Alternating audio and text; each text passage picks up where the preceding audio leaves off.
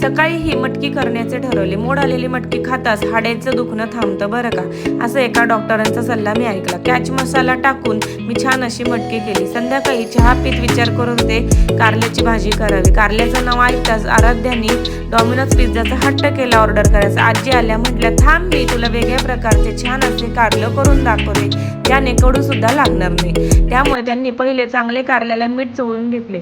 अर्धा तास ते मीठ त्यांनी असं चोळलेलं कारलं भिजत ठेवलं आणि त्याच्यानंतर स्वच्छ असं ते पाणी काढून टाकलं.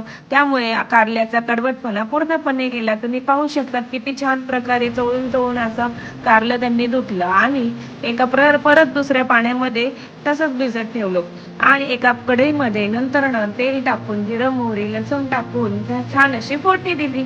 कांदाही त्यामध्ये टाकला आणि चांगला परतला. कांदा टोमॅटो घातल्यावर त्याच्यामध्ये वेगवेगळ्या प्रकारचे मसाले ऍड केले.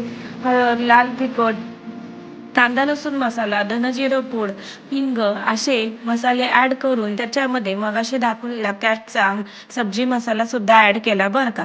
तो मी मसाला डीमार्ट मधून घेतला होता आणि त्यामुळे कारल्याला एक वेगळीच चव आली बरं का. हे चांगले परतून झाल्यावरती आजींनी पुढे छान असं कांदा परतून घेतला ब्राऊन कलरचा आणि कारला ऍड केले त्याच्यामध्ये. तुम्ही पाहू शकता सगळे कारल्यांमधल्या बिया पूर्णपणे काढून टाकल्या होत्या, जेणेकरून मुलीला ते कारलं कडवट लागणार नाही आणि खाताना दाताखाली ते बिया येणार नाहीत. पुढे असं छान असं परतून झाल्यावर त्याच्यामध्ये गूळ किंवा तुम्ही चिंच ऍड करू शकता आणि एक वाफ देऊन हे कारलं तुमचं रेडी आहे.